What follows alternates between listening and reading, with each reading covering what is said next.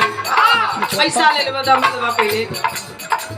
सुरार करे फेंकू कब गई हवा कि ना हां बल्कि और भल तक कुछ हो सुरार का हो जाएगा अब वो न करी तोहार नहीं करी जे तो ठीक हो जाए ससुराल करे कोनो लइका गयल हाय हाय आ सढ़ुआइन जौने ससुरारी में रहेली हां तो बहाना खोज खोज लइका ससुराल करे जाला इहो लइका गइल ससुराल करे सढ़ुआइन तनी मन सरहंग रहे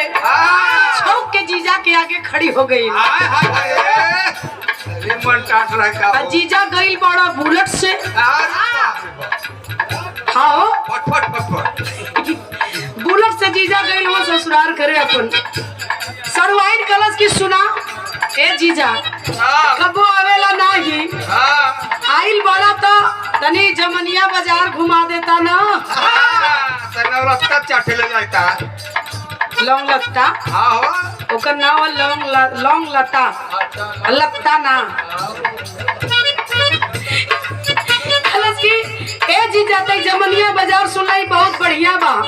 अब बहुत बढ़िया बा जमनिया मार्केट तई घुमा देता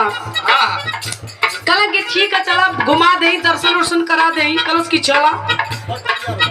कई फट से झटका करा जल्दी करो घुमा के आई घरे जाए के बड़ा काम हो अभी अपन लगल सजे सवरे मेकअप करे ओठलाली लगावे बिंदी लगावे अरे क्या गजब और बिंदी आई ले मोदी जी वाली अरे का करे बारू हो बारे बीजेपी के लोग ये लोग वोट लेवे खातिर मेहरारू के घरे घरे टिकुली पहुंचावत हुआ अपन मेहरारू छोड़ छोड़ दूसरे के मेहरारू के टिकुली पहुंचावल जाता वोट लेवे बदे 20 दिन और दे ला लोग 20 दिन के बाद टिकुली के पहुंचावे के कहे तो लोगन कुछ कम रखना रह जीवा कहत बे दुल्हा जवाब देलन जीजा का जवाब देत हुए नावा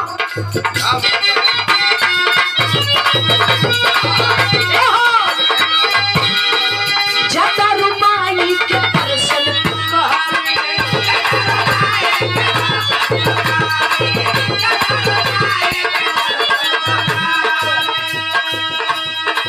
काहे के लगलू हंसा दे समारे काहे के लगलू हंसा दे समारे काहे के लगलू हंसा दे समारे की का हो ए सरवाइन दर्शनवा न करे जात हो कि पिकनिक मनावे जात हो इतना सजा का जरूरत है कला ये जीजा जमाना नेट का हो कौनो फोटो खींच के यूट्यूब पे डाल दे फेसबुक पे वायरल कर दे तो हमार मैं बाजार बिगड़ जाई कलश की अच्छा तो अपने लवर के दिखावे खातिर इतना सजे का जरूरत बा कलश की ना जरूरत बा हो जीजा सुना कहत बा जता रुमाली के दर्शन तू कहले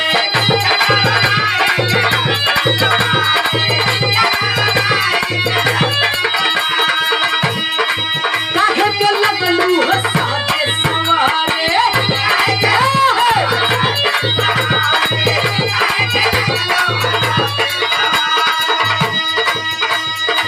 जता रुमाली के दर्शन तू कहले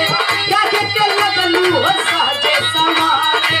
रिलवानी मंदिर के गेट पर जीजा वीडियो बना के डाल नेट पर जीजा